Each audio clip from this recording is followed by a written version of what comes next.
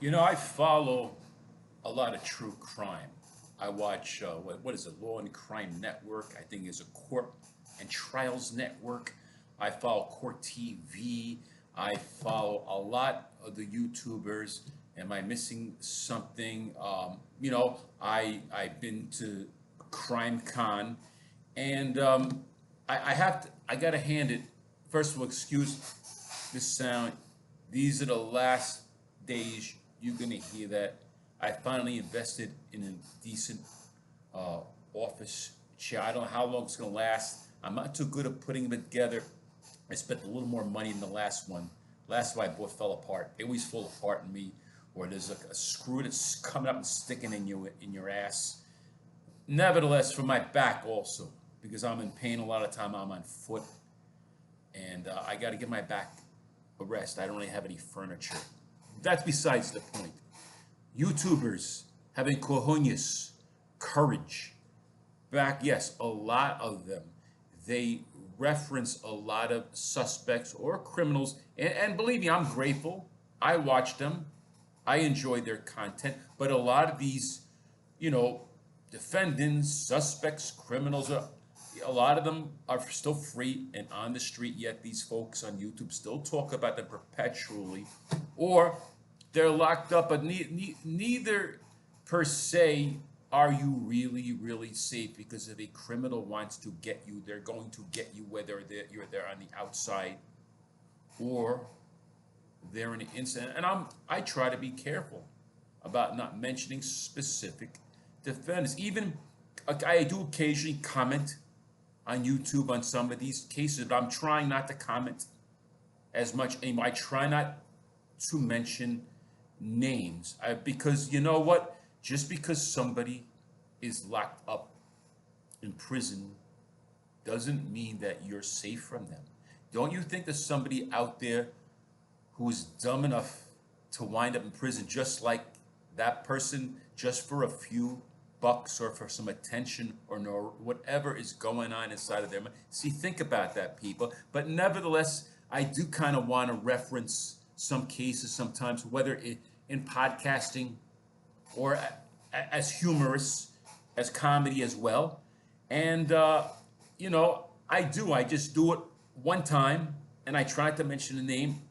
But a lot of these YouTubers or podcasters, they continually mention the names. Or they make like 30, 40, 50, sometimes 100 episodes ridiculing, naming the person, videotaping, talking about the person's family. So I think once in a while, if I just kind of reference a case without actually going to depth, I'm not going to humiliate the person. I don't want to set anybody up, because I know some other things that are out there on YouTube and social media are going to get back to people in prison, because some of these people out there write to these people in prison, and if they want to get to you, that's why I try to show respect. Yet, once in a while I will reference a case, but I'll try to be vague, and I'm not going to keep hitting on it over and over again.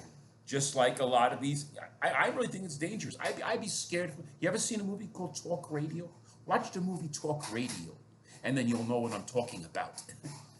But anyway, what was I talk? All right. So anyway, yeah, I'm going to reference a case today without mentioning a name. No offense, only because what happened to this. Well, what happened to the victims is horrible too. But the way the defendant looks now, I don't want to wind up looking like this individual now. If this, I don't know whether this person has a sense of humor. I don't want to know, because they're in prison probably for what they did anyway. So I'm not gonna. But there are people like that. They don't have a sense of humor. So why am I even talking about them? I don't know. Anyway, I was playing with these lighters today. I was trying to light a bowl, and this lighter was hurting my thumb. It was getting a callus from flicking, right? So then I started using this one, because you push down it, right? But then I started burning my thumb from the flame, and like and I suddenly learned you could adjust the flame and make it go higher. That I thought maybe I could battle the wind that way, but I thought I don't want to end up like this individual. This individual was found guilty of arson, which resulted, I know, in at least one death. And as a result of the the individual got burnt in the fire too, half their face. So the individual was having an interview on one of the channels, proclaiming that they're in. So I'm not even mentioning the gender. I guess you can figure out what gender it is anyway. Their innocence. But I noticed that the individual, everybody else noticed it too in the YouTube comments, that the individual only had half a beard, but the individual was growing that half a beard pretty impressively long. And I guess I can think, I'm in prison. Fuck it. I don't have too many control over too many things in my life. I don't have too many things. I can't have sex. I can't go out.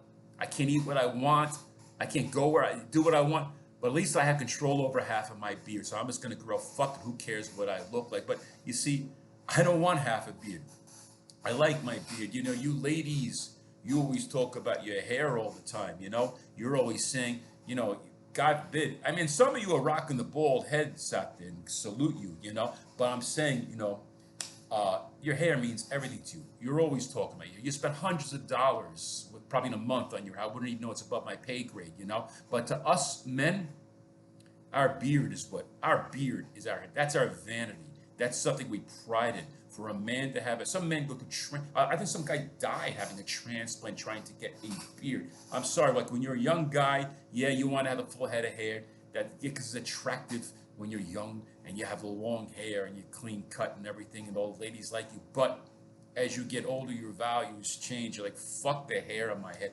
I want that beard, and you get a robust beard as you get. And even if you went into prison as a hot young 18-year-old, not that I'm interested, I'm not a pedo, but if you went into prison as a 21-year-old young man with long locks, I guarantee you, if you ever get out, you will come out looking like me.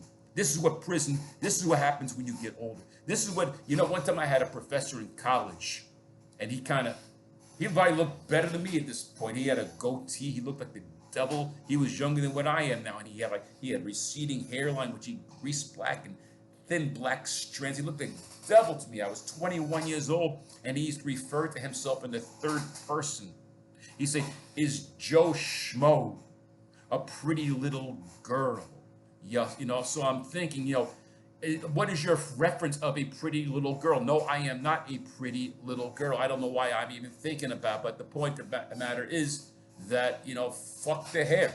I want the beard, and anybody who I think thinks like a man wants a beard more than they want hair. Fuck hair. When you get to my age, you either got a choice of white hair or being bald. I'll take the bald. Okay? There you go. Thank you for listening or watching. I'm out.